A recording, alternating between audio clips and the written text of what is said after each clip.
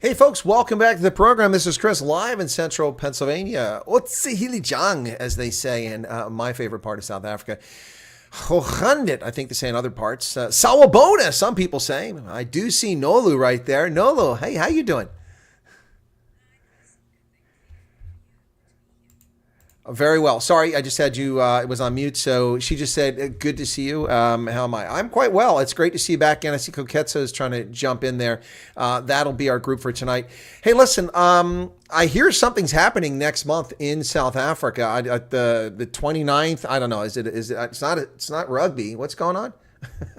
Yeah, it's our national elections. That's what's going on the 29th. It's not rugby at all. We are voting again as South Africans. Oh my goodness. Yeah, it's that time 5 years later here. I remember the last time when they had municipal elections, the ANC was desperate to cancel them. They tried not to have elections, but this time they're actually a bit more jeopardy than they were then, but they don't seem to be any rush to stop it. They're more concerned about the MK party. That seems to be their focus. It's giving them nightmares. It's giving them nightmares, and they actually have tried to sort of like cancel their way. In fact, in this point, they canceled the way of the MK for them not to be able to be part of the Electoral. But the MK seem to be at this point. I think they've won that. I stand to be corrected, but the last time I saw that they will be part of the ballot paper. So it's going to be lit on the 29th. I think you're right. I think that's a good description, lit. But, you know, they did win that battle. But now allegations from a former member of the party who was kicked out, who went to the police in the Western Cape last week saying that he was part of a team that organized 20 people to create fraudulent signatures for the ballot. So MK's got a new crisis. Yeah, now they're embroiled in a situation in which they're being accused of not actually getting the signatures to appear on the ballot, that they actually had fraudulent ballots. I don't know what's going on there. That's crazy. Listen, at this point, I wouldn't be surprised.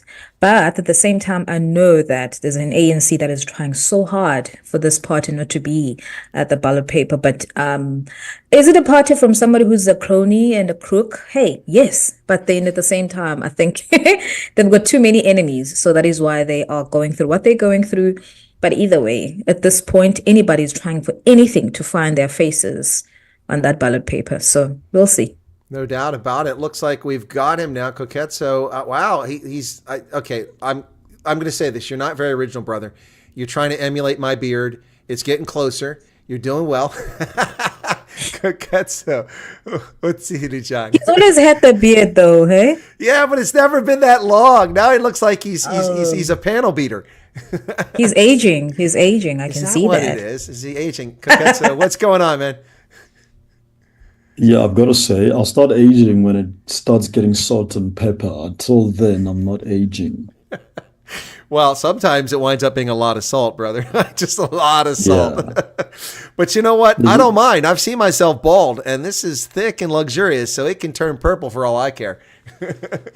There's one problem, though. If I don't grow the hair on top, then I start looking like I'm from KZN. Yes, you do. I wasn't going to say that. Yeah, definitely. You look like a Zulu man. Yeah, so we need to avoid that. So yeah, there's only one way to fix that, and that is don't get a pot belly. Yes, well, but a pot belly is a sign of success when you're an older man. That's why apparently I'm not successful. I don't have a pot belly.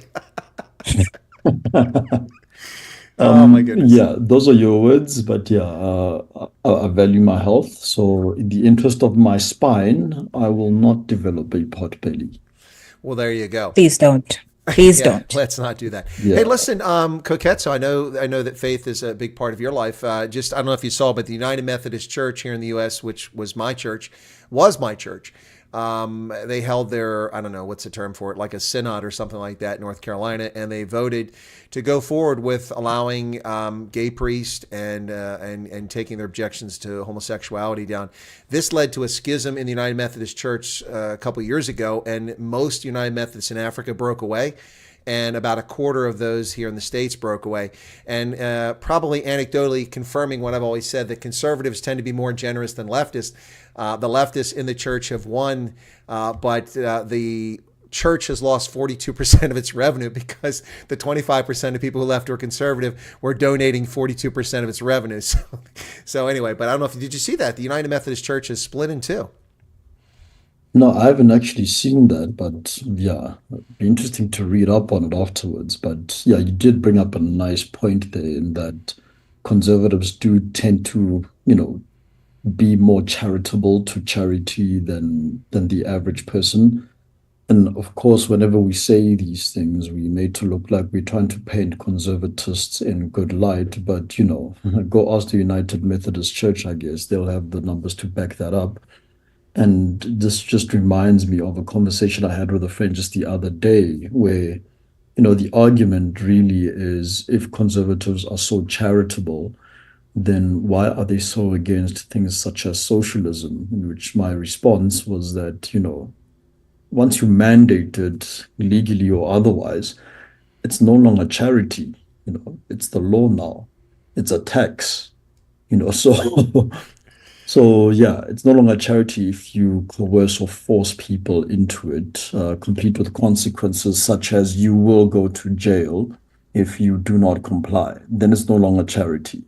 What you're in effect doing is capitalizing on the goodwill in people's hearts and trying to codify it by saying that, if we mandate this, then it will be for the benefit of not just your chosen few, that is your people who you choose to be charitable to, but to a wider berth in society. That's the understanding in any case. But again, at the root cause, it's no longer charity once you mandate it. So yeah, I'm actually glad that the United Methodist Church is taking a hit financially here, because end of the day, in church or otherwise, money talks. Well, absolutely. And you make a very valid point there. Conservatives are generous, but there's a difference between the state mandated giving of things. That's robbery. That's stealing from one group of people to give to another, and you're usually stealing from the productive part of society to give to the unproductive part of society. If communities, if individuals, if churches, if faith-based groups, if civic organizations choose, like we have here called New Hope Ministries, and they provide a lot of resources for people who are down on their luck, including food, assistance, paying deposits for rentals and things like that, helping find jobs. People donate their time, and this is a very vibrant organization here. I mean, we're talking about hundreds of volunteers, 3 different locations, all within about 30 square kilometers or 40 kilometers. They donate their time, their resources. People give that willingly. That's their choice, and that's the difference. Nolu, I mean, what are your thoughts on that? Do you think that if the difference between socialism is mandated, you don't get a choice, so it doesn't prove the generosity of the human spirit, whereas free market capitalism leaves it up to the free market and people can give of their own volition? What are your thoughts? I didn't really hear you guys at the beginning because my AirPods, they tend to go back to my phone. Sorry about that. But, at this point, I think for me, as from what I understand church to be is, I wouldn't say they're a socialist organization, but rather they're meant to actually support the communities. Church is supported, from what I understand, from people who are, for lack of a better word, are capitalists, because it's people who work or give back to the church so that church can take care of those who are needy. So in that part, I would say that my view is whether or not the church is a socialism or whatever the case might be, I would say it's a good part of being, or the good side of socialism, not the one that is mandated, because that one it's not. And from what I understand, I'm not even myself mandated to actually give in my own church. I give when I have. But that stands to be actually argued these days, because you'd find that people are forced to give in church and some other churches. But in this point, sticking to what we're talking about, I don't necessarily think that the church, it should have sides that it leans on. It's supposed to have one mission. What is that mission? To take care of the needy. That's what I understand about the church. Well, you're right. Your iPods really did let you down there, because that wasn't really the direction we're going, but that was a great response, especially given that you didn't hear the whole question or the issue there. No, what we were talking about is Koketso had raised the point about how in socialism, the government dictates what's given, because people have said, if conservatives are so generous, then why do they oppose socialism? Because we oppose the loss of liberty. It's your freedom to give of your own volition. And churches are one way to do that, other private civic organizations. That's kind of where we're going with that.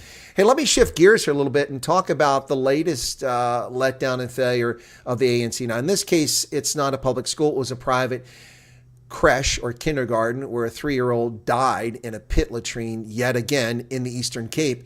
This is horrific. I mean, can you imagine sending your child to kindergarten and being called into the hospital as they're on life support because they fell into a pit of feces because no one was monitoring the safety of your child and they had to use a pit latrine to go to the bathroom? I mean, what? And I don't know if you saw the photographs of this little boy. He was adorable. I mean, I don't know what his temperament was like, but no one, that's just horrible. But it's a beautiful little child, 3 years old, and it happened again. Now, the reason I blame it on the ANC is because this private organization was funded by the government. And apparently there's inadequate oversight and responsibility. And that's my issue with this. I mean, 30 years after the ANC took control of the country, there are 400 schools in the Eastern Cape affecting 132,000 pupils that still use pit latrines. I mean, Koketso, this is inexcusable. I mean, I don't want to hear any excuses from the ANC about money. They've stolen enough money to build abolition units for thousands of schools. What do you think? Yeah, I mean, it's happened yet again, and it's going to happen again in future. You know, the reality here is that the plight of the poor is used by the ruling party and those parallel to the ruling party to actually enrich themselves. You know, today's the pit latrine story, but I'll make another example that no one ever seems to touch on. We have what we call feeding schemes here. It's exactly as the name implies. You know, for those that don't know, it's essentially a program that is run through primary and high school, where public schools, particularly in underdeveloped, underprivileged, and, you know, less economically, what's the word? Productive areas. Advanced, productive, yeah. Yeah. It's a program that runs in these public schools where, you know, the goal here is that no child should be forced to learn while hungry, because that stifles the performance of the child, the development of the child, etc., etc. You know, and they refer back to the Bill of Rights in that, you know, every person has a right to education. Subsequently, every person has the right to water, and, you know, you can then expand and say, right, every child has the right to food and shelter. So these programs run in public schools where the children are fed. It's a government program. And the goal here is that, right, a lot of the kids are coming from underprivileged homes and they're coming to school hungry. And the least we can do for the child while they are at school is give them a meal. That's the premise. That is the, let me say, the executive summary of why these programs exist. Real life, though, these programs exist because someone has to be a supplier to the school district or the school as its own entity to supply these foods, to provide the service of cooking, putting together the sandwich, packing the lunch pack, etc., etc. You know, again, not just food, but really the whole ingredients, the cooking oil, all, etc., etc. You follow the trail and you quickly discover that the companies who have contracts to supply all of these aren't very far off from people within local, sometimes national government. So the plight of the poor and hungry child has been used to essentially enrich someone who's politically connected. And when you start asking questions about it, you are then accused of being privileged because you would prefer that the poor be damned. And just because you can afford to feed your child and pack a sandwich, an apple, and a carton of juice doesn't mean that someone else has that privilege. Let me run it back now to ablution facilities. The feeding scheme presents a perfect opportunity to basically install yourself as a beneficiary of consistent, ever-ready, lovely stream of income if you're able to embed yourself into those contracts. That's why, without fail and without budgetary constraints, there will always be a feeding scheme in these schools. Now, why don't we have the same for ablution facilities? Because that is not a consistent stream of income for someone who would be politically connected. At best, it is a once-off where you will build the facilities at the school, but there isn't much money to be made from the maintenance thereof after the fact. Much better if you've got nefarious purposes to install yourself in the feeding scheme business. And that's why that is touted as a success. But whoever's been given contracts to build ablution facilities, that is not successful. There's not enough money to be made. And so not much goes into actually providing that service. So my take here is that end of the day, the powers that be, because their children are not the ones who have to face the reality of using a pit latrine, they don't care. Yeah. And my accusation here is that they would care if there was money to be made, but there isn't money to be made, so they look elsewhere. And the true cost here is that someone could end up dying or potentially, being infected with an infectious disease as a result of sitting in a pool of feces at the one place where they are supposed to be looked after because of a right to education. That's the reality, and that's what I'm accusing the powers that be of, and not one of them will entertain or argue back at me over this. Not one. I invite them to.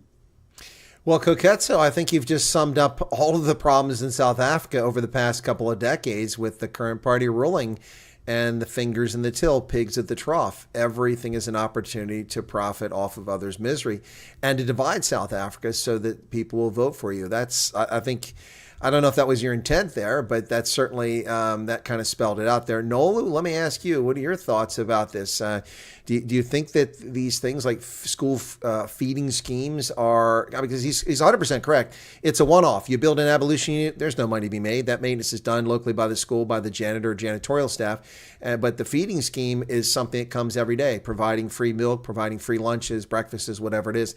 It sounds like a cynical view, but I think that Koketso is 100%. What are your thoughts, Nola? I agree with what he's saying. However, for me, I'm going to put it back to parents. I think I understand the part of there are limited resources. By that I mean, when you take your child into this school, it's the one that you can afford, because some of these schools, they are free. And like I always say, anything free, I don't think you might expect much. Not to say that you're not supposed to expect much, but it is free. One of the things that the ANC has done to our culture, especially in the Eastern Cape, is to that dependency mindset, meaning that the government will take care of everything, especially when it comes to your children. I always say to people, I don't care how much you have, you still have a choice in terms of your money. You can choose where you take your child. You can look for a school that has a basic needs for your child.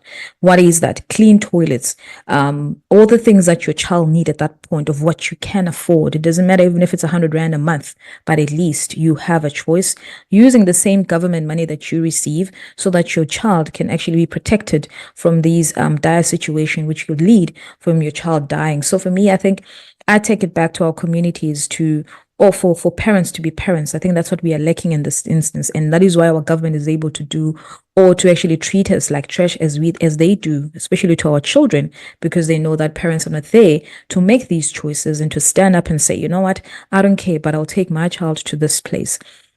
So one would argue like, no, but you don't understand. When you don't have much, you are left to actually take whatever you get. I don't believe in that. Even as I say again, I can have $100. I can choose which pie or which place to buy that pie, even if it's the only one that I have. So for me, I'd say my thing is I'm actually questioning the parents. It might sound a bit unfair and insensitive, but I just have to take it back to them. It's not now. It's not a new thing that our government has really not served well these communities, especially in the Eastern Cape. But why do we continue to take our children to these schools? Well, Nolo, I don't think it's unfair at all on your part. In fact, I'm very critical of parents and society in general. I mean, gender-based violence, lawlessness, bad behavior, criminality, this all starts at home. You know, I was having a conversation about gender-based violence with Fatima Abdul earlier today when we were talking about the UIM and its political positions, and I raised the issue of gender-based violence, and I said to her, she agreed with me, I said that, you know, a lot of people, especially in South Africa, say this is a problem for men. Men need to address it. No, it's a problem for society. We need parents to address this. I mean, women are mothers. There may not be a father in the home. Maybe we don't know who the father is in some cases, and that's not a statement on anybody's sexuality for anybody that's going to be hate wanking on the side. That's a statement of reality. That is often the case for whatever reason. But whether there's a father involved or not, there's always a mother. Somebody gave birth to that child and ostensibly normally raises and nurses that child. We all bear responsibilities for these shortcomings in society. Parents must raise children to be respectful, well-behaved, disciplined, and to respect life. But that's not what's happening. Listen, the MK party released its manifesto, and that word makes me cringe, particularly on May Day, which is a day that socialists and communists love. But I hate the word manifesto because it makes me think of Karl Marx and communism. But it is the vernacular in South Africa. And as I've said on a couple broadcasts today, you guys also say robot for traffic lights. So, hey, whatever. I can't fight that one. So it's manifesto. All right. So Can I say you guys speak weird English because it doesn't make sense? You guys are quite literal. It's a robot. You guys are calling it something it's different. not a robot. Them. R2D2 is a robot, not a traffic signal. I'd rather speak the Queen's English, not your English. I'm The sorry, Queens Chris. don't speak it that way. You're the only country in the world that calls it a robot. That's why I And it's use a that. king now. Yeah, that's right. It's a Exactly. King's. But you're Exactly. the only country in the world that uses robot to define that device. Even the Brits say traffic's light. Anyway, but the MK party released its manifesto on Friday, about 3 weeks late. It's a total disgusting, race hustling, racist piece of crap that is unconstitutional, immoral, and bankrupt. However, in the preamble, they do say something in the second sentence, and I'll read from it. South African society is adrift from its core values and is struggling with moral decay. I think we could all agree 100% that that is definitely the case in South Africa today. Hands down, they got that part right. So bravo to the MK party for getting that part right. The rest of it, we have not much to say here. I did an analysis of it, but let me just say something very quickly here as someone who actually grew up in poverty. Now, poverty in Appalachian America isn't the same as poverty in Burkina Faso or Bangladesh, but poverty is poverty. You know, when others have and you don't, and you're coming of the age when not having, you notice a difference, and it seems unfair to you. But in my high school years, we lived on public assistance. I mean, in 1982, when I filed in 81 for financial aid to go to university, the income of a family of 6 was $4,300 then. Which is not much money. Anyway, so I also went to public schools and got free lunch because didn't have money for lunch while other kids had to pay for their lunch. So I got free lunch, free milk, and all that. And then when I got out of the Army in 87, I went back and I automatically qualify for unemployment benefits because that's the law. You have to let soldiers in whatever state you go to get the minimum number of weeks for unemployment. So I went to the employment office and I walked in and signed up, and it was very cringy. The whole thing was very, I had developed a work ethic and responsibility as an adult. Now at this point, I was already in my early 20s, having gone to university, then spent 3.5 years in the Army. And I went back there a second time and I just had a very bad taste in my mouth. I never collected 1 cent of benefits. And I vowed to myself that I would never, ever be in a position that I would be dependent on other people or the generosity of a state, because once the state's generous, you owe them. As a youth, I had no control over it. And, you know, it's just the circumstances I grew up in. And I understand the need for those programs. But like Koketso, thinking back, I wonder. We didn't have BEE. We didn't have, programs necessarily designed for patronage. But I have to wonder, who supplied those pizzas, those square? Who makes rectangular pizza, by the way? That's what we were served in public school. Rectangular pizza like this. I mean, and actually loved it. It was so terrible. I loved it. It was terrible. Anyway, but who does that? You got to wonder. But anyway, so I just wanted people to know that when we're talking about poverty, that I've been there and I was a beneficiary of state largesse. But I realized quickly as a young adult that that's not state largesse. That's money taken from other people.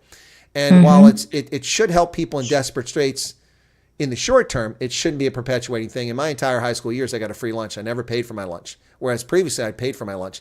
And I'm glad that I recognize that I don't deserve a free ride on the backs of others. So that's my thoughts. Koketso, what do you think about that? Yeah, and look, it takes a certain kind of maturity, particularly as a man as well. This is not me being sexist, but as boys, you're quickly made to realize that, you need to stand on your own, you know. That comes without say. Every guy knows this. It comes from your father or your older brother or your uncle or even society at large. The expectation is that you need to stand on your own. Um, that's how it is today. That's how it always was. Parents are likely to kick the boy child out than the girl child out. So, yeah, needless to say, in today's times, it takes a certain maturity, actually, even from men, to realize that standing on your own doesn't mean standing on your own with the government as your platform. That Mm. maturity isn't as common as it is. You're meant to go out there and sweat, struggle, do what you need to do, get your hands dirty, uh, or I'll use an American saying here, go and earn the bacon, if I can put it like that. Is that an American saying? I didn't know that. Well, No, no. we got I it think from the the phrase American is bring TV. home the bacon. Yes. That, There you go. All right. and I'm Mm. allowed to make the mistake No, because I'm not it's quite all American. right So, because Ken Aronson earlier said, "Imagine being taught yeah. English by an American." Well, we're continuing. Ooh. There we go. Oh, okay. Ooh. I tell you, the knives come out early on this Yeah. program. So yeah, you got to bring home the bacon. It's instilled in every man, but it does take a level of maturity, especially past your teenagers, to realize that, look, I've got to pull my socks up here. Spoken to many parents who, they've got young sons, and when the sons get to, let's say, post puberty, when boys start thinking they know everything, right around the time when the testosterone shoots through the roof and the biceps start getting a little bit bigger and the Adam's apple starts to show face. Yeah, right about then, when the boys start thinking they know everything, many a parent would then come to me and say, "Hey, can you maybe spend some time with my son? He needs just someone who he'll listen to, who isn't me, who's a bit closer to his age, to basically tell him life." And sometimes that's the conversation. Other times is, I have no idea what's going on in my son's head. What will it take to fix them? Is this how it always is? And my answer to that part is, end of the day, you've got nothing to worry about. This is what boys go through. At some point in the near, medium, or far future, he's going to meet a girl he really likes. And that's when the reality is going to kick in to say, for me to be a viable option to said lady, I need to pull my socks up. If I want to date her, I need to be able to take her out on a date. Be it the McDonald's, be it the nice restaurant, doesn't matter, be it a picnic. I need to be able to do that. And to do that, I will need money. So to get money, okay, I will need a source of income, aka a job. Okay, cool. So how do I get the job? Oh, snap. I need some form of skills or qualification. How do I do that? Oh, okay, I need to better myself. How do I do that? I need to pick an area where I'm going to focus so I can be really, really good at this, which will result in a skill set, which will result in a job, which will result in money, which will result in, let's say, disposable income, which will result in me being able to afford to take this lady out on a date and be a viable option. That is the life cycle of man, or of boy to man. That's the metamorphosis. And when you're going through that, the consequence is that the boy also matures. That Well, is inferred. well, speaking of, or implied at least anyway, speaking of those who haven't made that switch from boyhood to manhood, the joking atheist says he doesn't bring home the bacon, he brings home strippers. That's disturbing. Um, Wow. Nolan loved that line. Look at that. He brings home the strippers. Hey, Maybe we're at the wrong house there. We hang out with joking atheists, but anyway. yeah, yeah, yeah. No, but But to seriously. wrap that up, Yeah. right? So as this is all happening, that also the consequence of that is, the boy matures into a man, right? But you now introduce the element where some other party gives the boy or the young man an income.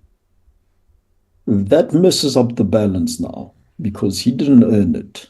And when you break that flow, you're also breaking the trajectory of maturity. And that's where we are today. If you end up with a legion of young men who expect daddy government to be doing everything for them, you end up with, what's the other slang term? A lot of soy boys, men who spend the most productive years of their life sitting at protests, holding up placards, instead of, being productive and bringing home the bacon. And that's where we are. And the result of that is that they won't get the girl at the end of the day. And then the result of that is, let's say, a lot of men who are more inclined into not participating in playing Adam and Eve. Well, they may not get the girl, but a lot of them will knock the girl up and walk away. We know that exactly. For sure. I was about to say, they impregnate the girls. You were coming with that line. I beat you to the punch. Ooh, that's definitely the case. Yeah, no, and that's a major problem. It absolutely is. What you say is wise. I almost feel like I'm listening to Brain in a Vat here, a philosophical conversation with Mark Oppenheimer. Koketso's so in the zone today. He really is. But, I mean, that's the reality. You've hit it spot on, but that's not unique to South Africa. We have the same thing going on here. And it's even worse than that. It's bad that you have the breakup of the nuclear family, that you have moral decay. It's bad that people become expectant on the state to hand them resources and therefore aren't resourceful, entrepreneurial, aren't hardworking, don't develop the right work ethic to make themselves competitive and contributing. But on top of that, they also don't become investors. They don't become savers and put aside that nest egg money. Take a look at the Asian tiger economies and what happened there. There's a reason why Taiwan and Singapore and Malaysia and South Korea have done so well, because the personal savings rate and the work ethic were through the roof. Incredible work ethic. Now, there's other factors, the state, protecting for long. There's a lot. It's complicated. But two of the contributing factors are the efficacy of the workforce, the high productivity, and also the personal savings rate. In fact, it was so high in Taiwan, like 42% of disposable income was the average at one point. That's insane. What that does is build a huge pile of cash that can be loaned to businesses to expand, and that's what happened. Now, that's actually too high, but it's fine when you're a small economy and you're trying to grow. When you become a mature economy, you can't have that kind of savings because then you have dead capital. It can't all be absorbed. But a personal savings rate that high is. But if you have people are getting handouts from the government, they're not saving anything. They're not putting any money into a tuck shop or a spaza or something like that. Nothing like that's happening. They're not dreaming up the next application or the desire to buy a car to start a taxi business. God forbid you get in that business. That's dangerous. But Nolu, what are your thoughts on this? Your chance to jump in on what Koketso and I just said. I think in the beautiful world, that's how we grew up. That my first boyfriend, he had to go hustle up money to actually ask me out on a date, whether he watched someone's car. But that's how the world, or rather our communities, that's how decent they were at that time. But in these days, it's that as women, yes, we want you to take care of us. But at the same time, if you have sweet words and I'm not taught well, meaning I don't have a sense of quality in with whom I pick, by that I mean, you can lie to me, or rather you can smooch your way into my, I don't want to say anything funny, but then to my body. And then in that way, we can lie to one another in saying, you know what, I think we can be parents. Because dare to think that the young people in this country who get pregnant in their teen years, they don't plan children. You'll be surprised. They do plan those kids. And after that, the girl is met with a reality. What is that reality? That young man was not ready to be a parent. And when that child comes in, he does what most men do. He runs away because he's not ready. And then she's left to be going back to that system and raising that child. That child starts from 0 until grade 12. In fact, until matric, he was always under the government's hand, being taken care about the government and all of that. So it's a perpetual cycle because Not to say I'm blaming it only just to the young man, but I'm saying there's a role to be played as well to raise the girl well. Meaning, and that, honestly speaking, can only be not only actually only it needs the father to be in the house. I say this because I know the role that my dad played. That is why I didn't just pick anything, or that is why I haven't got into the process of actually getting pregnant at a young age, because I knew I was scared of my dad, I was scared of my parents. I could never. So in that being said, I am saying that men, from boys to fathers, they've got a critical role to play. And mothers who don't have these dads in the house, they need to really empower. When I say empower, I don't mean the feminist nonsense empowerment when I talk to about girls. But I say to just get the balance, to teach a girl that you don't need to get pregnant now. When Usbusiso is lying to you, you don't need to believe. He's an idiot at that time. He doesn't know better at that time. He doesn't have XYZ. So I think that's the empowerment I'm talking about, not the one where you need to girl up, boss up. No, because even if she's girling up and boss up, she can still fall pregnant. Because when that man says all the sweet things, all your dreams, they fade away like that. Because that's our weakness as well, as much as we can be a weakness to a man. Well, so for me, I think it's that. Sorry, I didn't mean to cut you off there, Nolu. So for you, it's that. Sorry. No, sure, I'm done. Okay, sorry. I thought you had finished before that.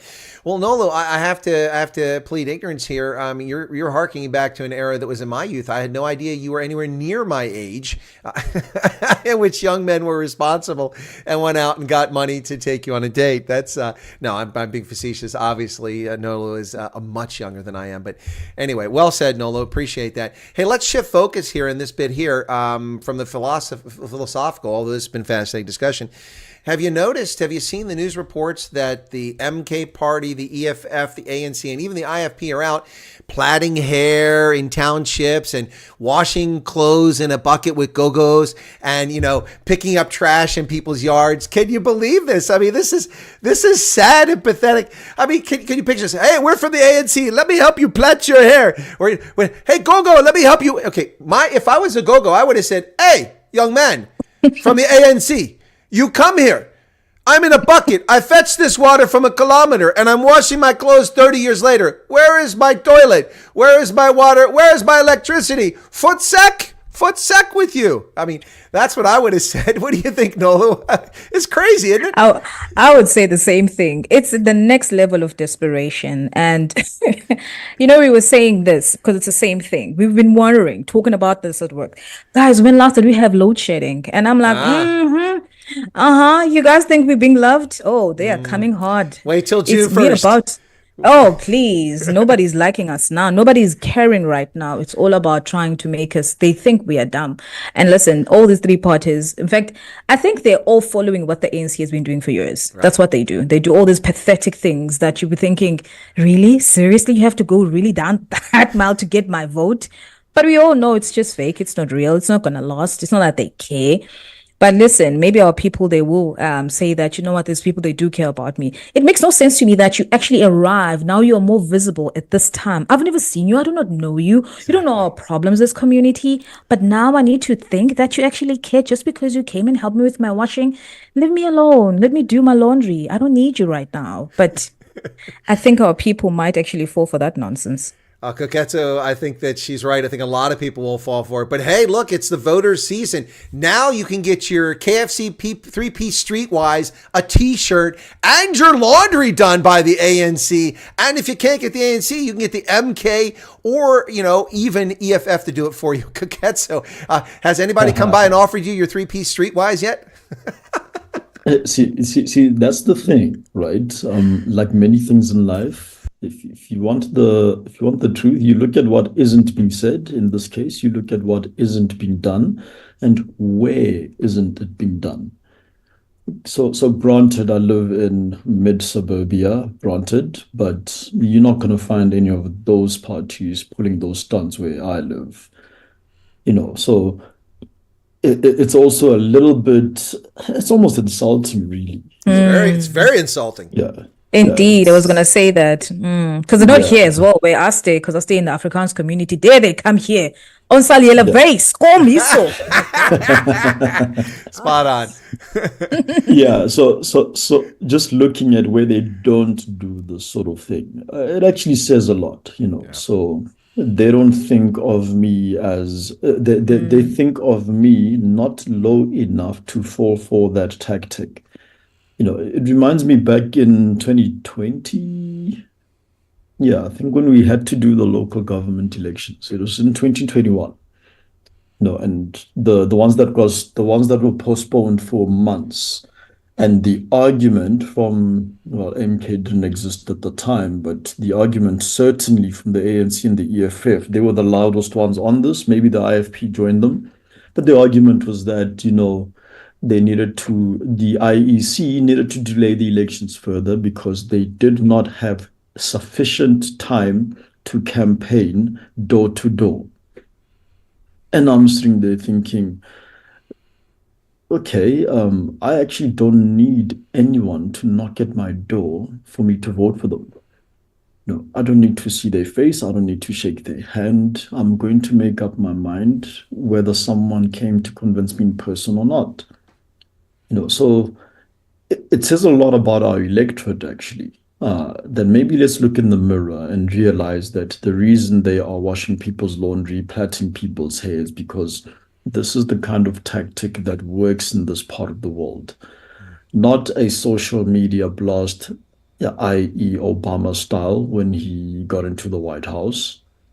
Not a very focused slogan like "Make America Great Again," like Trump was able to pull off. Well, maybe we need to look in the mirror and just realize that what works in this part of the world is if you come to me wearing your party's regalia and you happen to do my laundry, then maybe that's all it takes to swing the vote.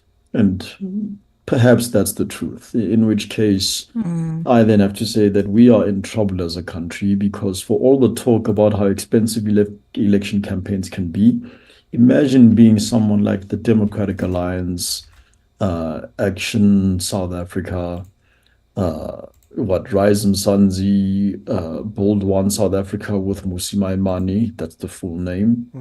United Democratic Movement, Patriotic Alliance, etc., etc. We've got a lot of parties. But imagine being one of those, spending a fortune on election campaigns, only to lose out to the African National Congress in certain jurisdictions because they managed to go and plait hair, and you don't have amongst your ranks people that know how to split the ends properly, apply the hair oil at the right place, and also don't carry the right type of comb to effect. And don't know where to buy the extensions.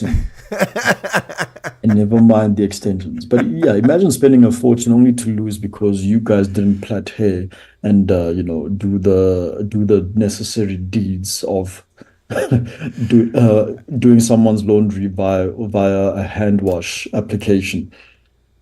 How do you explain that to polls, statisticians, people in the so-called global first world? How do you explain that to people that we lost elections because we didn't have people who could wash people's laundry during the campaign trail?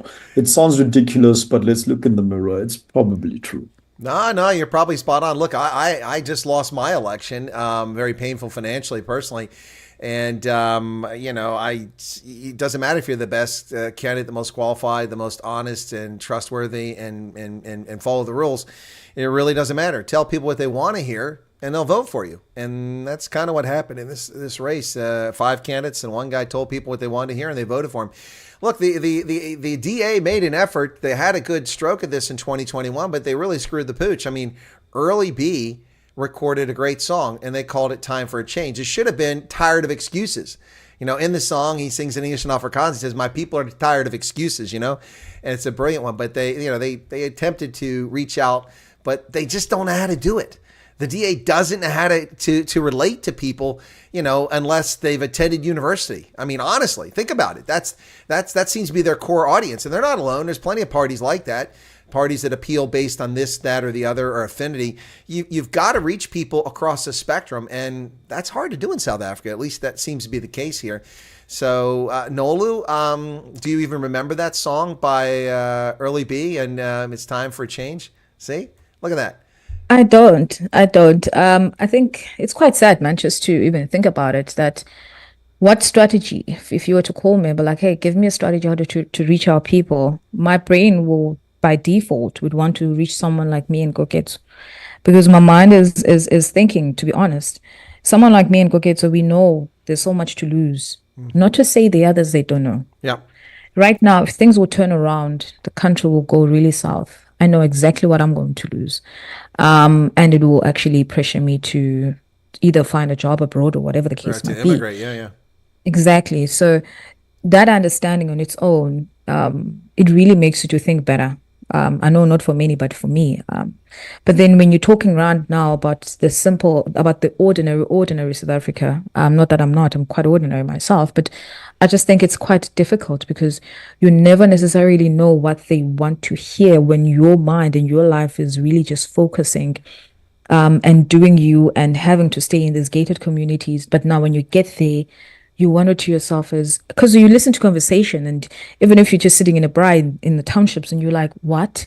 Do you guys really think Julius Malema cares about you? Do you really think that these guys will do what they're talking about? They will give you the land?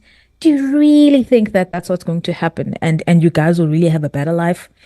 But you find that that's a sentiment. And it's not just really on, I would say, let's say the lower class or the middle, whatever you want to call it. It's even people who are in the middle class who believe this nonsense. So It's a tricky one. And even if you were to bring somebody like, for instance, a DA, say they take people who speak their language in those communities, what must they do? Must they wash people's cars? I don't think so. Do you know what I think they would do for me? If they say, for instance, they were still in charge in my place of birth in PE, I'd say they should pull the same strategy that they've done with Gordon in Cape Town. He's the most visible person. I don't think he needs to campaign. He has been campaigning. It's his way of leading. He does it all the time, and he's visible in communities. Of course, people would say whatever they want to say, but I think they need somebody like that. Whether or not black or white, I don't think when people do, when their lives are being better, they would care about that. But that visibility to be as consistent and to build that relationship with communities, especially the black communities, I think maybe that's what they need in order for them to have a message that will resonate with the people. But right now, it's pretty difficult. No, I think you're spot on. It can be challenging, and I think the better term to use maybe we were going at is everyday South Africans, just everyday South Africans. Yeah, I think that's the right phrase that's appropriate, not insulting, because you certainly didn't mean to be that way. But I mean, look, it's difficult, for me, whenever I get too big for my britches, I remember that I'm that kid that had to go to the corner market using food stamps, these oversized, brightly colored in yellow and green and purple, bigger than the dollar bill notes that I had to give to the butcher when I was a kid to buy food. It was terribly embarrassing. I'll never forget that that's who I was. I'll also never forget that even in the Army as a private first class, I was so unimportant that they put me on guard duty in well below zero temperatures for a 2-hour shift and left me there for 14 hours. So it didn't matter whether I lived or died. So for me, those things always keep me humble and help me remember where I came from. But in my campaign, my opponents went to what we call super voters. They went to the people who vote in every single election, and that's fine. My strategy didn't work because for other reasons, but I knocked on every registered member of my political party to get them to sign my petition, whether they voted all the time or they never voted, and to try to get them to come out. And that included trailer parks and low-income neighborhoods and very high, ritzy, wealthy income. So it is a challenge. I mean, sometimes it's difficult, even for people, rich white guys like Koketso, it's difficult to keep know what's going on with everyday Africans, isn't it, Koketso? Well, I can neither confirm nor deny that I'm a rich white guy. Well, but, if we turn this into simply a podcast, they'll never know. Yeah, they'll never know. They'll just hear the audio. Be surprised. You'll be surprised the number of people on that lovely place called X, formerly known as Twitter. I know they think you're a white guy. That's why I said it.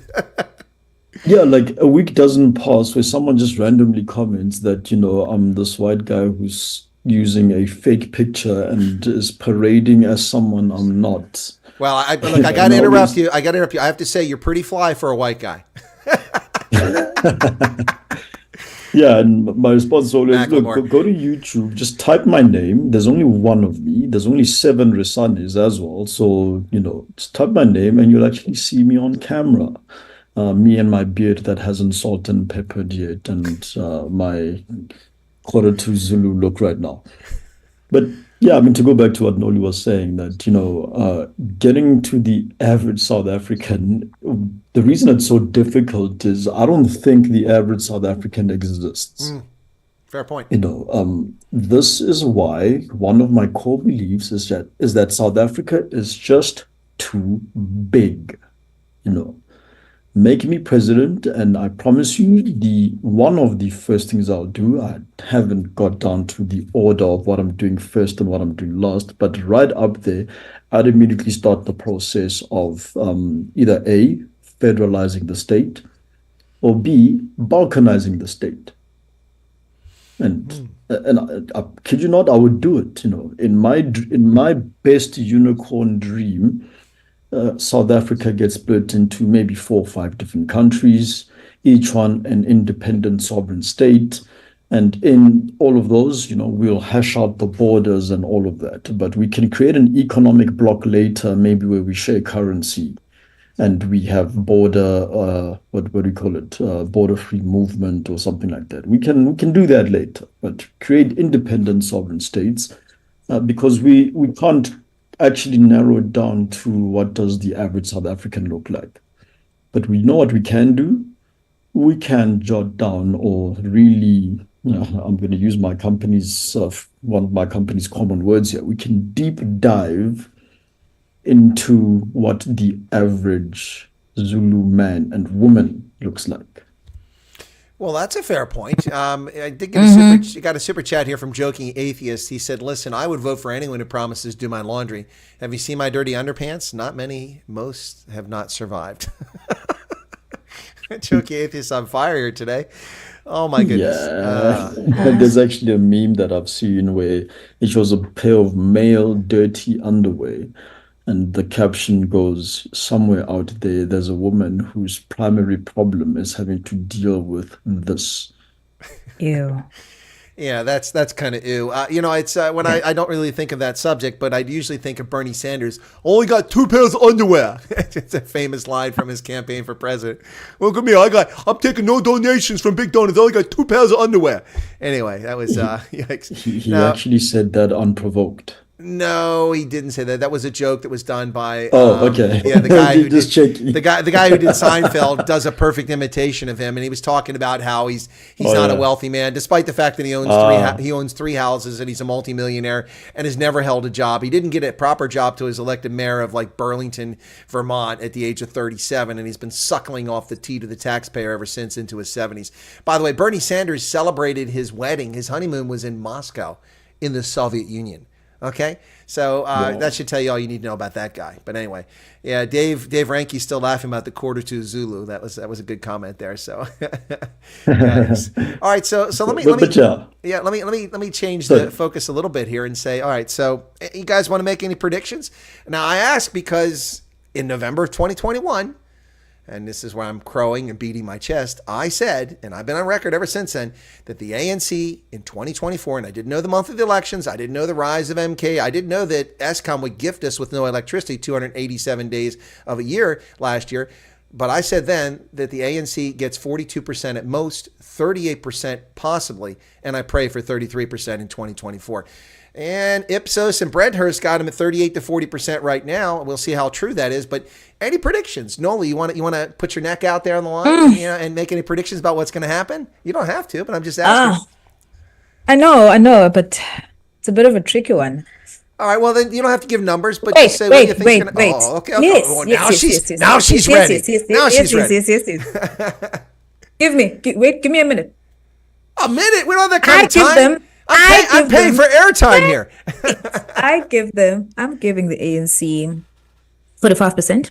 35. Oh, I'm jumping on that bandwagon. No, 45. Oh no, come on. 45. Stop with it. Look, Mandrax is illegal in South Africa. I'd encourage you to stop using it. Never done any drugs, even the green leaves. Never touched any. Me too. Good, you're a good woman. No way. Anyway, 45%. Wow.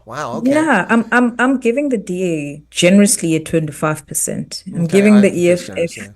I don't know where the EFF stands right now, but I'm giving them like what? Are they standing them into less than 10% right now? No, Or the previous one? nobody's putting him at less 10% except Ronaldo Jos, but he's the only one saying less 10%. No, I think in all the polls they've gone anywhere between 11 and 17%. I'm expecting 10 to 12%. I'm giving them a 10. I'm gonna All right. stand there Okay. like the 3. But listen, all the new guys, Yeah. your Rise Zansis, your bosses and all of that, I think I'm giving them generously 1 and 2, if not 3. I don't think they'll get to the 5% mark as of yet, as much as, especially for bosses, much as they are needed. Not sure about Rise and Zansi. There's quite a disappointing stuff there about them. But for bosses, they are needed. But honestly, when you listen deep to what they stand for, they do sound to me a bit like DA, but hey, makes sense. It makes sense. I understand why they do so. But yeah, I'm giving them a 3. Oh my goodness, I'd love for IFP and for FF plus. Those ones, they deserve a 5 and a 6, man. They deserve that 10 of the EFF for me, because they're more conservative. They're speaking to, for most parts of us, how where we grew up and in what we believe in, And I think our societies would become better if they would get those numbers. So Well, that's where I am. that's cool, but unfortunately, I don't think that's going to happen. Yeah, of course. IFP is probably going to be around 5% best case. That's unfortunate. And the Freedom Front Plus, I don't know if they're going down. The latest polls show them at like 1.8, which is disappointing. They should be able to pull 2.5 to 4%. But they just are not widening that base of support. But they are if you look at their manifesto, it's conservative. It's not racial. It's non-racial. It's conservative. It's free market. It's liberty based. It's a shame that South Africans don't read it and don't pay attention to it. And I'm not shilling for them. I'm just saying that that's the truth. It's a shame people don't do that. Look, I mean, I think that you've got a built-in support base for the Freedom Front Plus, for the IFP, for the ACDP. That's a small number. The UDM is disappearing. Bantu Holomisi's got to do something this election, or his party's going to be gone. They're down to 75,000 last time out. They used to get hundreds of thousands of votes, but those parties they're gonna hive off their small percentage, which is going to make it difficult for Boss and Rise and Mzansi and those parties to gain somewhere. Most of the growth that's come for groups like Action SA has come from the DA. They've poached support I from the forgot DA. about them. Yeah, Action SA. I forgot about them, yes. And they'll probably do better than a lot of people think. But anyway, so we'll see. But okay, Koketso, you've been waiting patiently. Here's your chance. What say you? Maybe I'll start off with the losers. I think that's fairly South easy Africans. to South call. Africans. That's the losers. Well, yes. Yeah. What does the National Assembly look like? As in the biggest losers who will this time around fail to gather a single seat. Congress of the People, firstly. Yep, they're I done. believe they will. They're done. Yep. Definitely the Good Party. Done. They're done. We'll never see them again. Thank goodness. But the Traditional will just form a new party. Sure will. No, Oh, sure. she's going to the African National Congress. Is she going home? Is she going home to the ANC? Well, do all PAC people end up in ANC? She mustn't think we've forgotten that she's a Pan-Africanist initially. So I haven't forgotten. So Copa's done. Copa's definitely done. The Good Party's done. I'm saying this because they had seats in Parliament. I expect the ACDP to go down to just a single seat. Sad as it may be, I'm expecting the IFP to lose on many votes as well. Yep. They'll probably go from 14, which they have now, down to about 10. Would be my expectation. The IFP. Yeah, and if the UDM gets more than 2 seats, I don't know how many they have now, but I think if they get 3, if I'm not if mistaken. if I'm generous, I'll put them in 2 seats, but they might also go down to just a single seat. That's that in terms of the biggest losers for me. In terms of who's going to hold steady, despite the noise, I think the EFF will hold steady, barely breaking double digits. If generous, I'll put them at 12% if I'm generous, but I expect them to be in the early 10s, 11s, point All right, whatever. so we're all kind of in agreement on the EFF. Yeah, they'll be there. They won't be single digits though. So I expect them to hold. I expect the Freedom Front Plus to also hold. Yeah, there's an expectation that they'll grow somewhat, but I expect them to hold. Yeah, that's that. Then comes the interesting part. The new kids. Yeah, the new Mm. kids. 5% for Action SA, Ooh. Mm-hmm. Ooh. 4% for Ooh. Bureaucratic Alliance. Wow, that's a lot more than I'm expecting for PA, but a lot of people are making waves and saying the PA is making a lot of inroads in the Western Cape. I haven't been there, so I don't know. Nolu's down that way. I don't know. Maybe she sees it. I don't see it. No, not Yeah, that much where I am, but they are coming somewhere, but yeah. not that much. I think they'll get there, and I think they're going to chip away at what would have been EFF growth. Yeah, yeah. Well, I think that's a fair statement. I think and MK, of course, has also chipped away at the EFF. That's the biggest reason I think why EFF is not growing is because of MK. But anyway, continue. Sorry. Yeah, so they'll lose out to MK in the existing voter base. But in terms of, I'm talking the 18-year-olds who are voting for the first time, the EFF will regain some of that. Of course. So yeah, keeping that in mind. So yeah, I think the Progressive Patriotic Alliance will actually keep around 3-4%. Honestly, I believe they'll be able to pull it off. And then the big one is, of course, what happens to Action SA, Rise Mzansi, and Build One South Africa with Musi Maimane. Maimane is getting 2 seats in my book, largely coming from the DA voter base. Yeah, well, Yeah. that would be where I'd get his votes from. Yeah, true. Yeah. And Action SA, I did mention they'll hit about 5%, again, largely coming from the DA voter base.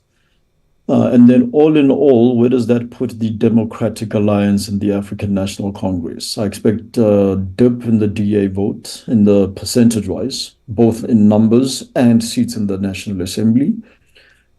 I expect this to be a big deal in the DA because, again, something no one talks about.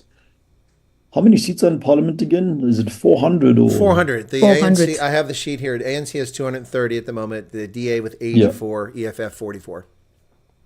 Okay, so if we're talking purely seats now, I'm expecting the DA to go down to about 72 to 75 seats. Wow.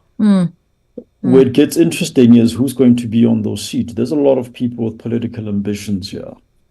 Right, so if the DA is losing the number of seats, someone's losing out here. So I expect that to cause quite a bit of a kerfuffle in the DA. Lots of people will be unhappy with the outcome of who's going to Parliament within the DA. And then where does that put the ANC? At best, 45%. Well, Yeah, if So- they're At 45%, that means they've got 180 seats in Parliament. Whew, that's a big drop. That's 50 seats they lose. It is. yeah. And that's at 45%. That's Yeah, that's they at lose. 45. Yeah, if they go below that, they're really this is gonna be a bloodletting, which is what I'm predicting. I'm hoping. Which will cause the same issue the DA will have, and that right, there'll be a big thing over who's going to Parliament given the reduced number of seats. So yeah, of course, some people will retire, but that's going to cause tension in the 2 biggest parties. There's no way to avoid it. And yeah, I don't think the DA people within the Democratic Alliance will fight clean as well. So yeah, we expect the ANC guys to fight dirty. That's a given. But I don't think the DA's guys will have a clean fight between, or let me say, within their ranks. So we're about to see their dirty laundry immediately after the elections. Well, that's a fascinating take on it. The numbers for What about MK though? Oh, you Sorry, didn't what mention about MK. MK? He never mentioned MK. That's right. Go ahead. I didn't mention them okay. too. I forgot. Oh, well, then you're No, both negligent. I thought I did. They're definitely getting a seat. So One just or like two? the Oh, they're IFP, they're definitely- getting yeah. 1 seat, One 2 seat. at best. Wow. One. Yeah, I'll give them 5. No, 5 okay, seats. guys. Okay, look, if they get the Ipsos poll puts them at 8%, and the Brenthurst poll put them in the teens. If they get 5%, that's double what the Freedom Front Plus had last time at 2.5%, which got them 10 seats with the seats and then the proportional. So if they get 5%, they're going to be getting 20 seats. That's assuming they're allowed to continue in the race, which I doubt they're going to remove them from the polls, because we'll see KZN 2021 all over again. All over again. So I think the courts are just going to, kick this down the can and settle it after the election. By then, it's too late. But no, if they get 5%, which that's a very small figure based on these polls. Now, the polls could be misleading. That assumes that people that are answering the polls are actually going to go vote. Being popular and having rallies doesn't mean voters, especially for a new party. So, I mean, look, I knocked on thousands of doors. A lot of people weren't home, and talked to hundreds, a few thousand people. If all the people talked to me that were enthusiastic about my campaign and come to vote, I would have done much better in the election. But most of them didn't come out. It was a primary. They don't go out to vote. So, and that may be the case for MK. But even if 5% gets them 20 seats in Parliament, think about it. Yeah, fair enough. But yeah, I don't know. Again, going back to what I said earlier about our immature electorate, there's a part of me that still doesn't believe that someone can literally come from absolute nowhere and pull 5% in the national government elections. But I will make an argument against that, Koketso. We seldom disagree. The Congress of the People in Terra Lakota sprung away after being bumhurt at Thabo Mbeki being kicked out as the president of the party and the Republic. And in that election, they got 8.5% of the vote. So, I mean, it's possible, brother. And then, look, this guy, the showerhead dude, is really popular, especially in Zululand. I mean, the king of Nkandla is it doesn't matter what he does. He could walk down the street and beat someone senseless. Of course, that's hard for an octogenarian, but he could beat someone senseless and people would vote for him. So, I mean, this is there is a counterweight to that. Okay, go ahead. I'm listening. The Congress of the People, that was created by, let me say, esteemed members of the African National Congress who were respected by the electorate. Yeah. They were already in the African National Congress. They were already in Parliament. We're not finding that with the MK party. Fair point. But esteemed members are only a small number of voters. But your point is they can mobilize resources, get people to vote. I think that's where you're going. Yeah, and they've got experience in governance, for example. With the MK party, it's Jacob Zuma and a bunch of people who happen to be Zulu. Well, they've got experience in government. No. They know all about fire pools. But I think for me, what I've seen about the MK in this country, when your strategy, you are too logical, like the bosses and the likes. Yeah. Yeah. I don't think that earns you much voters if you're too logical, And I have the same problem. But then be like Zuma, speak like he does, be as he appears as ordinary. Easy for just Zulu people. I don't know why I don't necessarily believe that. It's just that he resonates more with them because he can speak the language and all that. Is he for them? I do not believe that. He's showed them very clear that he's not for them. He's for him and his family. That is something which Zulu people don't necessarily don't want to see that part. But I think, like I said, that party, it is growing in numbers there. I am quite shocked to hear. I even have friends, like people that I know around here, who are saying the MK was Zulu for that matter. So I think Jacob's the MK party, they're not logical voters. They're about who's there, what language does he speak, is he for us? Automatically, it sounds like he's for us by speaking the language, but I don't think he is. So for that reason, I agree with Chris for that reason on that point. But I hear what you mean, though. No, I mean, Koketso's got a good point, but again, we talked about what's the average South African. There is no such thing, and this may just come down to identity politics. I'm a Zulu. I mean, that's the reason. That's the reason why they had so much trouble in 2021, because the ANC for the longest time was viewed as a Xhosa party. All the senior leaders, for the most part, were from that group.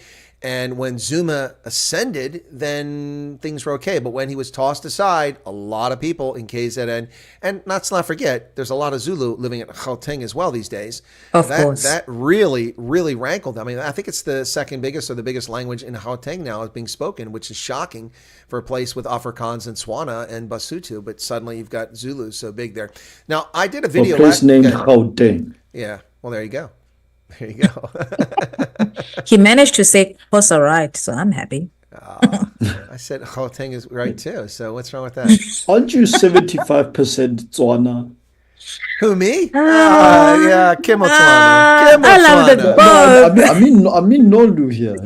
Oh no, I thought you were talking to me. Kim Botswana. No, I mean Nolu. I'm trying to claim. No, I think she has I'm some with you, Tswana. I'm yours. I'm owned by your people, but hey, there you through go. culture, Right. it's There we go. to be fair. Right, yeah. There you I had go. to put it out there. Yeah, I'm sorry. We claim our own. So know where, you I guys thought do. Igole came from Zulu. Where's that come from?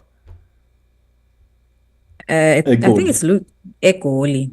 Yeah. Yeah. Where's that So come it from? sounds Xhosa, Egoli. Is it? But then I don't know. Anyway, that's a place to go. But I when the Brent Hearst survey came out over a month ago, I did some analysis and assuming that those numbers are correct, and that's just based off of numbers, but I came up with 4 coalitions and I named them 4 potential coalitions based on the number. So the first Let's hear one, them. okay, I called the implosion of South Africa scenario, and this is an ANC MK coalition. Based on the numbers in the Brent Hearst survey, that would have given the ANC 206 seats, and MK, I forget the number, it's not here, but that would have given them 52% in parliament between those two linking up. Based on Brent Hearst. That's the implosion of South Africa. And what I mean by implosion of South Africa is that MK and the ANC will continue to rapaciously eat the state and steal, because you're just getting the state capture folks coming right back in.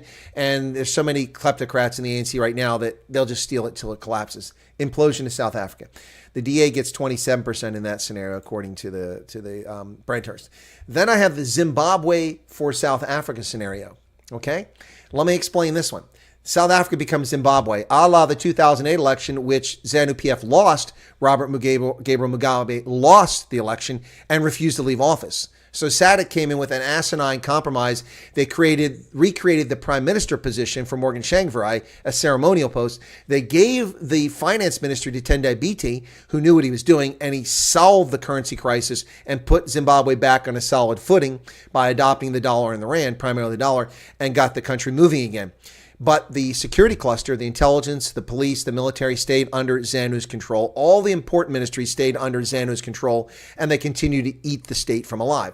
If this is the case, I see the ANC and DA going into coalition, something that Roman Kabanak would be happy with, because it doesn't really affect him in his view. But in this case, they have 66% of the vote between the DA and the ANC, and they can roll in a coalition. The DA says they'll never do it, but I don't trust politicians.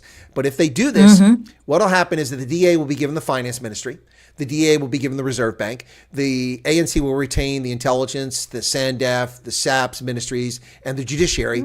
And then maybe the DA will get tourism and things like that. And then the DA will try to govern legitimately while the ANC steals everything out the back door. That's why it's a Zimbabwe for South Africa scenario. That's number 2. Number 3, the Armageddon South Africa. This is an ANC MK EFF alliance, which gets them 62%. And this just means the total destruction of South Africa in an even more rapid pace. And then finally, the Grand Coalition South Africa. The DA doesn't betray its multi-party charter agreement, and the multi-party charter, the MPC, and the ANC go into a grand coalition, which gives them 72% of the vote and a mandate for South Africa.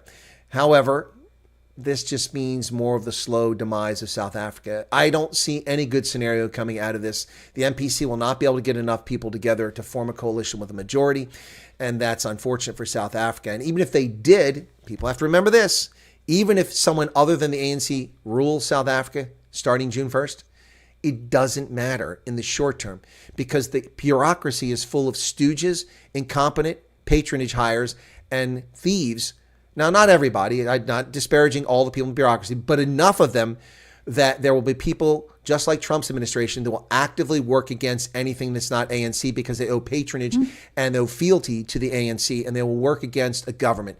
So you're going to have to take time to root those people out when they expose themselves and then go forward. But in the meantime, South Africa will suffer hiccups. So even if, let's say, magically the MPC got 50+1, which is never going to happen, South Africa doesn't change tomorrow. It doesn't change next year. It doesn't change the year after. It takes 10 years to get back on solid footing, best case. And those are my scenarios for May 29th. And I came up with them a month ago. What do you guys think? Nolu? Am I crazy? I think, sure.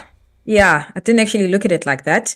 I've been skeptical about coalitions. I'm not even going to lie. Countries that have tried them, I don't think they've done well. And in this case, it looks like we will be forced to actually get into those coalitions. And I think parties, they like to just beat their chest out. Like, I'd never partner with the ANC, of which at this point, it's a devil that they need to all bear with, or rather go in bed with, there's no running away from that. But even saying that, shucks, man, it's quite tricky. I don't know. I'm speechless at this point, because either way, one would think if the DA partners with the ANC, maybe there's going to be some kind of a level of some certain things will go better. Now the ANC has got some competition. They won't just do things as they please. But now the way that you have explained it, it truly it opens up my eye, and I see that it might not necessarily work out.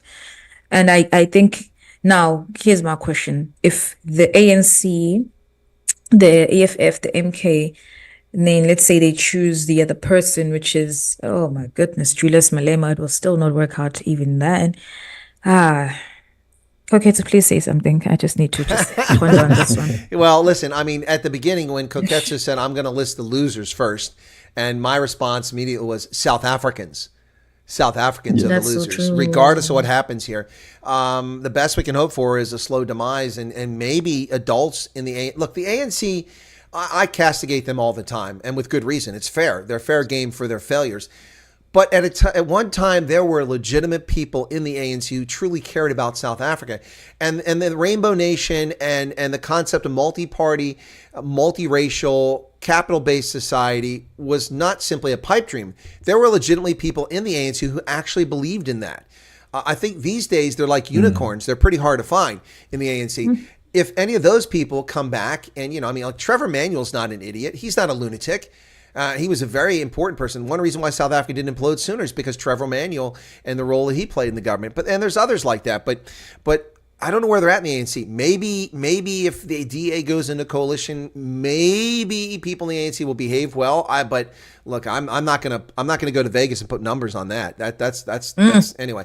Again, my point when Koketso said, "Let me mention the losers." The losers are South Africans. Koketso. So I'll mention a mistake that the DA makes. Well, they make a lot of mistakes, but go ahead.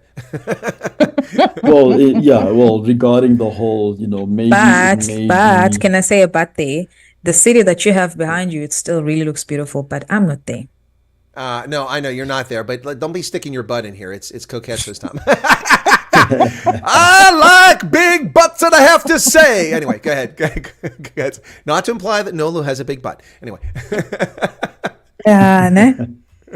Moving right along, Koketso. So who was I?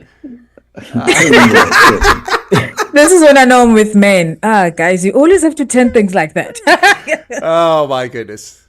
I am innocent. Yes, you are. At this moment, you are. At this moment, you are innocent. Yeah. But let's see if that holds up. Right, I remember now. Right. So one of the mistakes many in the DA make, and I think whoever's got to is within earshot of the person who signs with the Mont Blanc pen in terms of final approved absolute vision of the policy. I think the mistake they make is, maybe the thinking that the bad apples within the ANC is a bunch of old stooges who are quarter to retirement, and one by one, like dominoes, they will start either falling or pulling away. We've already seen Nkosazana Dlamini Zuma, who's, retired from politics. So there's an expectation that, a lot of these guys will start pulling away. They are aging, and as they step out, now is the perfect time to start working with the new regime or those that are coming up in the ANC to effect, let me say, subtle change. Sorry, my phone's ringing. I'll get back to my phone. Can you still hear me? Yeah, we got you. Yeah, we can hear you. We got you. It didn't affect the audio. Oh, now my phone rang. There you are. You're there. Switched. So I'm back. Okay, let's see. You're there. I should be, right? We can still hear you. Okay, awesome. Maybe he can't hear us. And now I can hear you. Oh, he couldn't hear us. That was the problem, Nola. Now he can hear us. Okay. Because the AirPods, they've switched. They do that. Oh man, those rich They white do people that. toys. You guys got to stop buying that stuff. The I phone know you takes don't like priority them. over everything. Anyway, you were saying Koketso. As I was saying, so yeah, the mistake they make is thinking that, the old guard is on their way out, either through retirement from politics or one by one they'll start dropping to the grave. And I have no issue saying that because, yeah, it's one of my beliefs is that we will only start seeing impactful change when they are all no longer with us on this earth. Great. The problem with that thinking is that, it assumes that the new guard is actually, let me say, what's the word now? See, you guys have taken my English today. This is, yeah. Okay, I think what you're going at is, look, these youngsters haven't grown up in a vacuum. They've watched these fossils in the ANC, and they've learned from them Right. how to be politicians. I think that's where you're going with it. So the DA foolishly thinks they're just getting rid of the troglodytes, the old fossils from the leftist era of being inculcated and educated in There we the go. Soviet Union, in the German Democratic Republic, in Cuba, and in China. That once they go, it's going to change. No, it's not, because the younger generation is emulating these guys. That's where you're going, right? Yeah, precisely that. And, there are examples. Who, I think she's minister in the presidency now. Kumbuzo Nache. What's her surname? I'm very bad with vendor surnames, but yeah. I think all of I us are don't bad know with him. vendor surnames. But Noche, good. I think that's That who you're language talking is about. Yeah. difficult. It is. Yeah, her. Right. So, she was touted as, years ago, she was touted as a bright spark, young female coming into parliament. Great. I think she was made minister of small business, and etc. etc.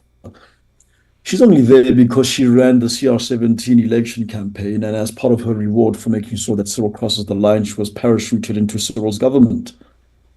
No, that's the only reason she exists. She's good at nothing, speaks very well, materialistically. Her portfolio, she had nothing to show for it throughout all of her ministerial stints. Small list of them, of course. I think she's only on her second. But yeah, there's that. Rinse and repeat for Stella Ndabeni-Abrams, also good Oh, at nothing. I don't geez. even The know former what she's doing now. communications minister. Yes, I remember her. Ugh. Right. What's Zizi Kodwa doing? He's Absolutely minister. nothing. Yeah, absolutely nothing. I think he's in charge of the intelligence. No, he was in charge of intelligence. Now he's the He's the minister Minister of Arts and Culture, and arts and culture or and recreation, whatever thing that yeah, you call. absolutely good at nothing. And you're hearing it on this show. We have Summer Olympics happening later this year, and in South Africa, almost no one knows that we have Olympics coming up. Yeah. What's going to happen? Our athletes are going to largely sponsor themselves to get there, meaning you must have some sort of financial capability to get there. And then they'll attack them for all being white. Thank you. I was getting to that point. And the people who will afford to do so, the majority of them will be white.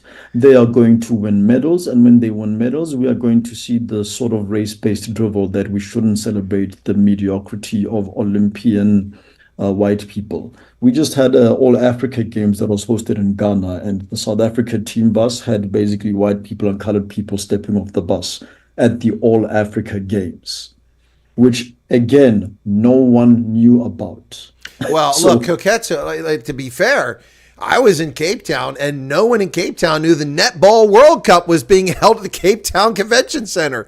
I mean, I asked people 2 blocks from it, are you going to the Netball World Cup? And like, where's it at? Australia? I'm like, no, it's 2 blocks away.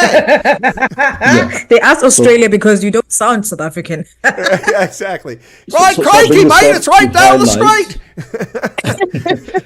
But that's the uselessness of the Minister of Sports, Arts and Culture. And then, of course, when the Springboks lift the Rugby World Cup, he wants to be there in the photos. When Tyler wins a Grammy Award, he wants to be there to congratulate Tyler. Okay, now let's not be, okay, you're not be knocking on Tyler. She's good and smoking hot, so we'll just leave it at that.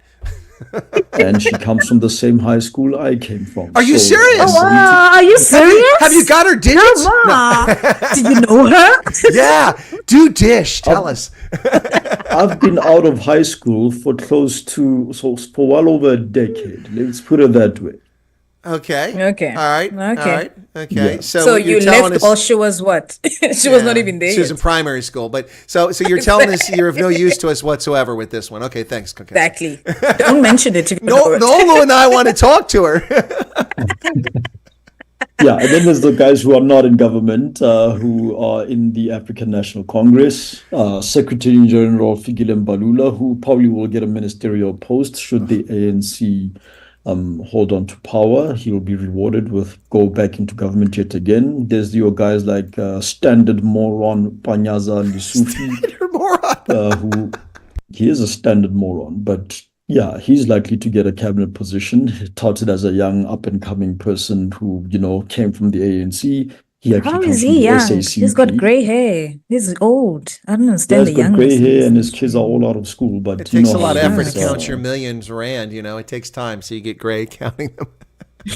he's never been in the executive or in parliament, so he'll be brought in as a fresh, new, younger face because he's not born in the 70s or 60s even. Let me say it like that. So 50s. I think He's 50s. definitely born in the 70s. okay, let's make it 50s. Yeah, let's make it 50s. I feel a little bit He better. still has a few years before he can claim retirement age. So that's the kind of person that will be coming into the ANC benches Yeah. after this election. And those people are either morons, absolutely useless, or are looking to emulate those who came before them. So that's the mistake the DA is making. That's the bunch, that's the hand that they will be dealt with in their bid to maybe try out this coalition with the ANC. And it's going to fail. It's dead on arrival. It's Yep. not even worth the shot. But I think there's people in the DA who believe that, look, let's try it. If it fails, we can say we tried it. And I'm saying if when it fails and you're trying it, that's yet another 5 years of plunging South Africa into further decay. Yeah. That's my point with this, and that's the reality here. That's the sad part. I don't mean to bum people out, but I mean, it's going to take something for the ANC to grow up, and they're not ready to grow up. I mean, they're growing up with these new turds coming along. I mean, look, Stella Abrahams, seriously? Good Lord. Panyazi Lisufi, that guy, man, oh, that guy's something else. It's fascinating. It is really fascinating. People make promises. You look at all the manifestos. Virtually every party is offering they're going to increase the basic grant. They're going to increase the child mother grant. They're going to increase the old age pensioners grant. Now the MK is like, we're going to provide jobs. Everybody wants a job for $4,500. I don't think they get the point that millions of people don't want a job because you're giving them money. They don't want a job. So why would you create that? And besides, governments don't create jobs. They destroy it by stealing from the private sector. But I do have a question, since Koketso can't help me with Phala. Listen, you do live in the Western Cape, and I know that's not where you live. It's not quite there. But if there's any chance you know anybody that knows Taryn Lamb, I'd like to link up with her and chat with her. Her song Fear Voda, anyway. But I've always wanted to get to her. So anyway, but if anybody knows Taryn Lamb, she's in the Western Cape. No, I'm sorry. I do not know. What good are you guys here, man? I can't. My Rolodex is not expanding even one bit with this conversation. I'm sorry. As soon as I do, I'll hook you up, man. All right. Well, I appreciate that. Hey, listen, we haven't done this since February, and then it was just Dumo and myself. So it's good to see you guys back again. You're both looking quite nice, quite lovely. It's great to have both of you back with me again. I think we should probably wrap it up. You've been generous with your time. So let me go. We're going to give Nolu the chance to finish it here. So I'll start with Koketso. Hey, what are your thoughts, man? I mean, what's going on? Or is the Man Patriot thing still going on? You let us know about that and tell us any thoughts you got going on, and and anything big coming up other than the election. Well, outside of the election, so yeah, I work in the larger healthcare industry now. So yeah, I'm really worried about the national health insurance. Well, I was going to say, yeah, you must be excited about NHI, if not, if you're in the healthcare sector. Yeah, it's got a lot of people worried. Yeah, we've got a month to go to the elections, and now every day I wake up checking for news to see if Cyril Matamela Ramaphosa hasn't done a Jacob Zuma and maybe signed this thing into law officially overnight somehow. So yeah, that's got me a little bit worried here. And I always vowed that should that thing ever become a reality, Yeah, I'm getting the passport ready, and I'm calling up my financial advisor to say, right, prep the exit. So yeah, and I wasn't kidding. So Wow. a part of me is always thinking that, hey, are these guys actually going to do it? So that's got me a little bit worried because none of that, and this I said before I worked in the closer to the truth about how things actually are within public healthcare. It's got me worried. I'm actually starting to think that this thing might materialize, in which case, God help us all in South Africa at the least. So yeah, that's top of my mind. Again, these are the things that's going through my mind that aren't necessarily in the news cycle. But maybe a cooler head will prevail. Maybe it won't get signed, and maybe it'll sit there dormant for another few years and will occasionally prop up its head whenever the ANC is trying to distract us from whoever one in their ranks has been caught with their hand in the cookie jar. But let's see. Well, it could be the same thing they use like with gender-based violence. Every time they're in trouble for something, oh, we got to stop gender-based violence, and then suddenly turn to that. But that old canard isn't working for them anymore. People have caught on that they really don't give a flip about gender-based violence. It's just the tool that they use whenever they're in trouble. It could be the same thing with healthcare. It's definitely going to be something that really is frightening. I don't think a lot of South Africans realize just how damaging to the economy National Health Insurance Initiative is going to be. It will destroy South Africa, and let's hope that it doesn't happen. But all right, Nolu, you've got the floor. Honestly, I think I'm I love my country. So many times my partner would say, let's leave, let's leave, let's leave. But I'm like, but I love it. I love the sun. I love the people. I love the open spaces. The so many things about this country that is so beautiful. But at the same time, man, if things they really do go south, for me, it's not just on the NHI. I won't be left with no option but to also decide. But man, it's when you have to leave a place that you love the most. But then at the end of the day, that's the call you gotta make when you were young, because you still have energy, you still need to make money, you still need to start a family, all of that. So that's am I feeling nervous about these elections? Not a bit, but I'm quite concerned though on how things will turn out for us and our tomorrow, particularly for me and Koketso, because we're the ones who have to sit here and tell our children, or rather continue to see everything happening. But I would have loved to see it while I'm here, but at this point, one might need to decide otherwise. Other than that, I'm quite optimistic. As I said again, the city behind you makes me optimistic. It gives me life. It's so pretty.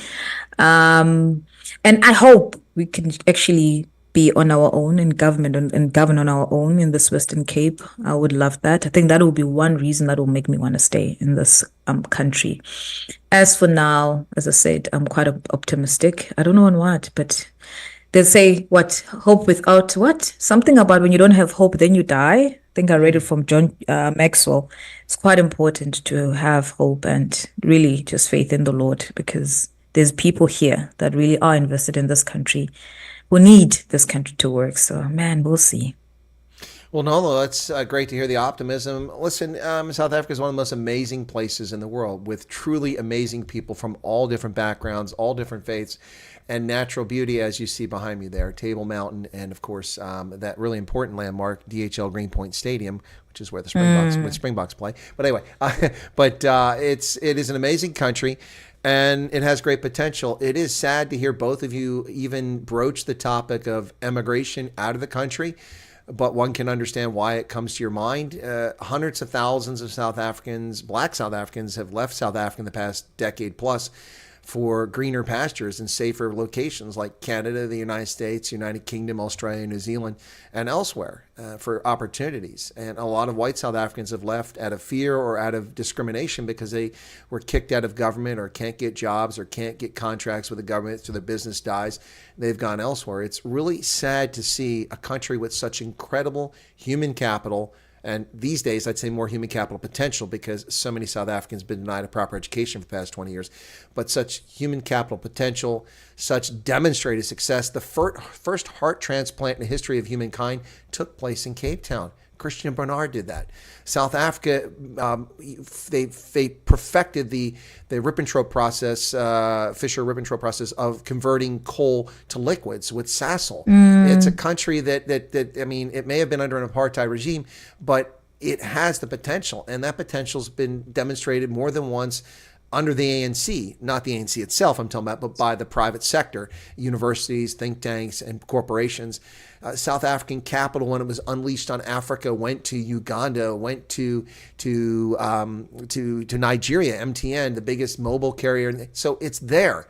It can be done. It just needs to have a free environment, liberty, and it needs a government that's not focused on dividing people based on skin pigmentation or insufficient skin pigmentation. And let's hope that whoever rules after May 29th, that they can at least agree on that. We got to save South Africa. Look, I can't. As Larry Elder said, we've got a country to save. You know, exactly. That's what... We've got a country to save. That's right. And unfortunately, if I accept the presidency, I'll have to surrender my U.S. citizenship, and I'll have to debate about that. So I have to think long and hard on that one. Anyway, but seriously, anyway. All right, guys. Thanks a lot, Nako. It's great to see you guys again. Thanks for coming Chris. on. You're very welcome. Just to let you know, my passport was due to expire June 17th. I sent it in. Passports were slow last year. That's why I didn't send it early. It was taking 6, 8, 10 months. Then it closed down to about 6 weeks, which is the norm. So I did send it in, and hopefully it'll get back in time. If it does, I'll be in South Africa for the elections. It'll be a short notice, do it. But I'm planning it right now. If I don't get that passport before May 29th, then I'll probably come in June or July so I can go to Springbok test matches. In either case, I'll be back on your side of the Atlantic sometime soon. I'm looking forward to it.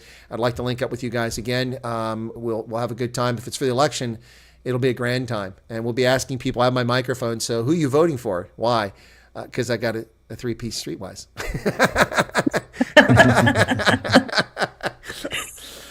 Next time we need to talk about the Cape referendum. We didn't mention them a bit. Oh, well, you got to watch the channel, Nolu. You can't just come in when you're on air. I mean, I've just interviewed 2 candidates from a referendum party. No, I'm just teasing you. Yeah. We can talk about Cape secession if you want. We didn't get around to that, but I mean, we can stay longer if you want. But I think we've probably maybe we've reached apogee for this broadcast. So yes, yeah, we don't now it's the downward slope. If you're from the northern part of the world, then the northern climate, you're used to the snow. So now it's the fun part. Getting up is hard, coming down is easy. Anyway, yeah, we'll talk about that next time. Maybe we can do this in a fortnight, and that'll still be before the elections. Either I'll be here or I'll be that side, but we'll do it, and we'll talk more about the elections, and we can talk about Cape secession and the referendum party. It sounded like Nolu was in favor of Cape secession. I'm not going to put her on the spot, but it sounded. Oh, is she? I am. Oh, she is. I am. We have Give it to me. There's an exclusive. I'm gonna leave everybody. Oh my goodness. There is an exclusive. I do not mind. We broke it here on this channel. Nolu is in. Look, and I'll tell you what. I'll refer you to the referendum party. They get enough seats. Maybe they can offer one to you. No. I'm good. Oh, you don't want to be part of the. You don't want to be part of the problem. You notice I didn't say part of the solution because it's not going to be solved. No. All right. I just want a functioning country, so that's why I want to stay here. Cool. I hear you. All right, guys. Thanks a lot. Bye, donkey. Thank you so much. A pleasure. All right. I'll let you guys drop off, and then I'll wrap it up. Good night. Shop. Bye. Shop. All right, folks. Nolu Maki and Koketso Rezani on the program. Nolu's about to drop off. She's not quite there. Little challenge. Sorry. No, it's okay. There you go. Okay, so now it's just me. Hey, folks, thanks for tuning in. I hope you enjoyed this broadcast. I found it very enjoyable. It was nice to link up again with Nolu and also with Koketso. It was a good stream. Dumo wasn't here, but we'll get him back next time. He was busy. Chalk is cheap. Money buys the whiskey. Chalk. I think talk is cheap. Chalk is very cheap. Richard says, I'm privileged that I don't have the money or the will to immigrate. Yeah, no, I hear you. And Paulie's still here. So much sense spoken. Yeah, this is a lot of fun. Really enjoy the Knakos. It's a shame that we don't have a bigger audience for this one. I really appreciate people being here. Thanks a lot. I'm done. I'm knackered. I'm going to take a break now. I've got a radio broadcast at 7 p.m. It's almost 4 p.m., so it gives me about 3 hours to catch my breath, get something to eat because I haven't eaten today. But it has been interesting. A busy day here, 4th broadcast. So one more, and that one's on the radio tonight. Thank you all so much. And I'll catch you here tomorrow on the program. Have a lovely evening. Be safe out there. Matthew Dixon says, my favorite show. Well, I'm glad to hear that, Matthew. Everybody take care of yourselves. We'll see you later on. Be safe out there. Don't take any wooden nickels, because they don't work in the slot machines. Cheers.